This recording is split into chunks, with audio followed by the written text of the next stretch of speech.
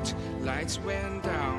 When you feel lost in your shadow, don't feel alone, don't scream so loud. We are living in this cruel world. Broken but তো আজকে আমাদের এটা কত নম্বর দিন? 3 নম্বর। Day 2 phase 1 মানে morning phase. এরপরে তো এখন আমরা কোথায় যাচ্ছি? আমরা পর্তুগিজ কলোনি রয়েছে এখানে একটা ফন্টেন হাউস, তো সেটা দেখতে যাবো। আর কিছু চার্চ রয়েছে কাছাকাছি ফেমাস, তো সেইগুলোই আমরা আজকে দেখতে মেইনলি যাবো। ওল্ড গোয়া চার্চ দেখতে যাচ্ছি। হ্যাঁ, তো চলো।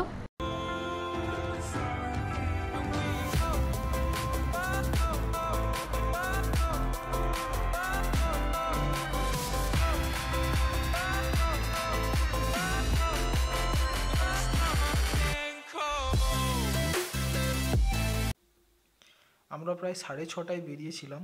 সকালের কুয়াশা মাখা রাস্তায় গোয়ান আর্কিটেকচার দেখতে দেখতে আমরা 8টার দিকে ওল্ড গোয়া পৌঁছে যাই।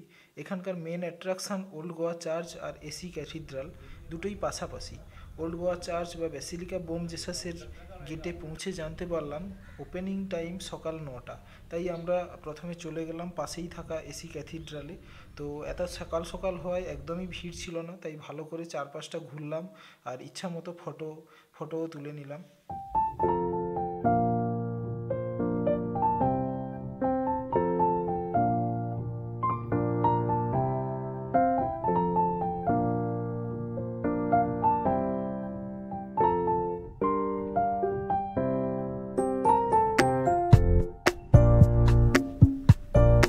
নটা বাজতে আমরা চলে এলাম ব্যাসিলিকা বোম জেসাসে। বলতে গেলে ওল্ড গোয়ার মেন অ্যাট্রাকশান এটাই। এর আর্কিটেকচারটা জাস্ট অসাধারণ, কিন্তু দুর্ভাগ্যের বিষয় ওই সময়টা রেনোভেশন চলছিল, তাই মেন এন্ট্রান্সের সামনেটা ওই দিন তেমন একটা পিকচার স্কোয়ার ছিল না, মানে সেরকমভাবে সামনের দিকটায় আমরা ফটো তুলতে পারিনি।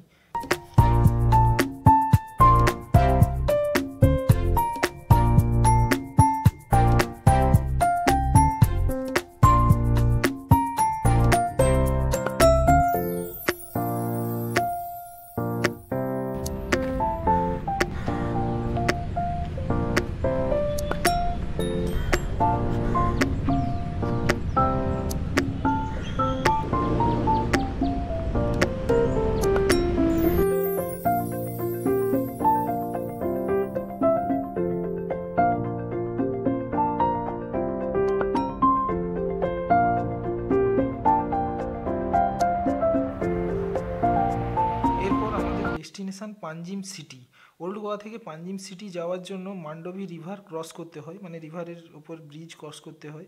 পাঞ্জিম সিটি বিখ্যাত মেনলি মান্ডবী নদীর ওপরের ক্রুইজ ক্যাসিনোর জন্য, আর পাঞ্জিম সিটির মধ্যে অবস্থিত পর্তুগিজ আর্কিটেকচারের কয়েকটা চার্চ এবং কালারফুল বাড়িগুলোর জন্য।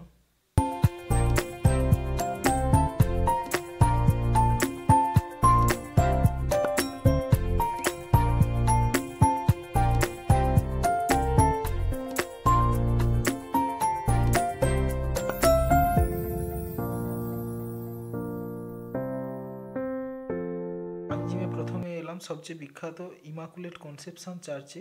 অনেক বলিউড সিনেমার শুটিং এই চার্চে হয়েছে। ক্রিসমাসের সময় এখানে বেশ দারুণ করে সাজানো হয়। এছাড়াও এর আর্কিটেকচার বেশ মনোমুগ্ধকর।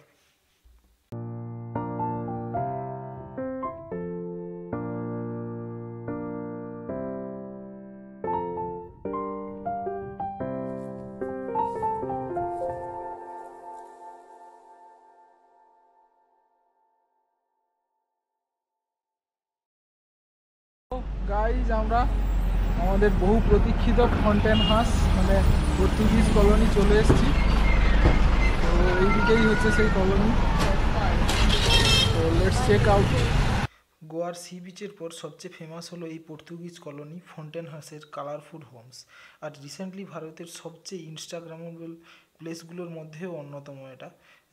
গোয়া প্ল্যান করার সময় আমরা প্রথম থেকেই এখানে আসার জন্য একদম ঠিকই করে রেখেছিলাম যে এখানে আসতেই হবে। তো এখানে এলে সত্যিই দারুণ লাগবে, আর যারা ফটো ভিডিও তুলতে ভালোবাসে বা রিলস করতে ভালোবাসে তাদের জন্য এটা জাস্ট অনবদ্য।